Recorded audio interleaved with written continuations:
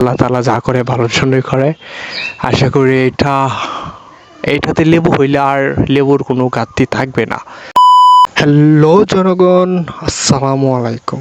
So আজকে একটা বিষয় আপনাদের সাথে শেয়ার করব। বিষয়টা হচ্ছে কি,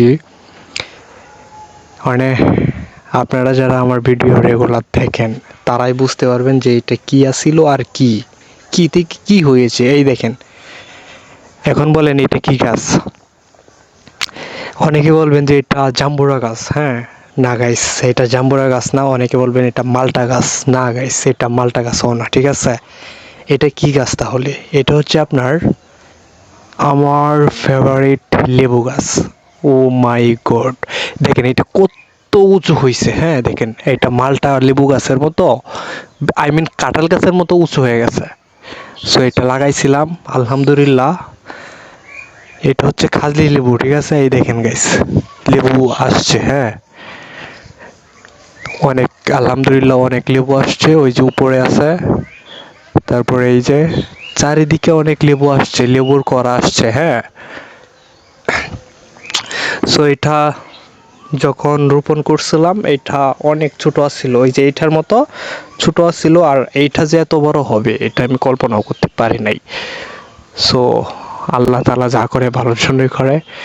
আশা করি এইটাতে লেবু হইলে আর লেবুর কোনো ঘাটতি থাকবে না, লেবু কিনে খাওয়া লাগবে না। ঠিক আছে, আমি তো লেবু কিনে কিনে খাই। সো তখন আর কিনে খাওয়া লাগবে না। এটার মাঝে যদি আলহামদুলিল্লাহ ফল ধরে তাহলে সবাই খেতে পারবে।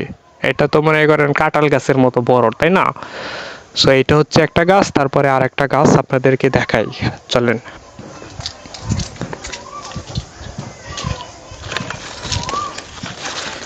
এই দেখেন, এইটা হচ্ছে আর একটা গাছ। ঠিক আছে, এই গাছে ওই যে ফল ধরেছে, দেখতেই পাচ্ছেন। অ্যান্ড এইটা হচ্ছে আর একটা গাছ। এই গাছটা কেমন জানি শুষ্ক হয়ে আছে, এটা পানি দেওয়া লাগবে। এই যে গুড়ি টুড়ি শুকায় গেছে, এটার মাঝে পানি দিতে হবে। ঠিক আছে, সো এটার মাঝে ফল এই যে একটা ধরছে, একটা দেখছেন, একটা ধরছে। সো এটাই আর কি, আনন্দ লাগতেছে। আমার লেবু গাছটা এত বড় হয়েছে, ওই দেখেন, ওই দেখেন, দেখছেন কতটুকু বড় হয়েছে। সো ভাবলাম বিষয়টা আপনাদের সাথে শেয়ার করি। সো ভালো থাকেন, সুস্থ থাকেন, আসসালামু আলাইকুম।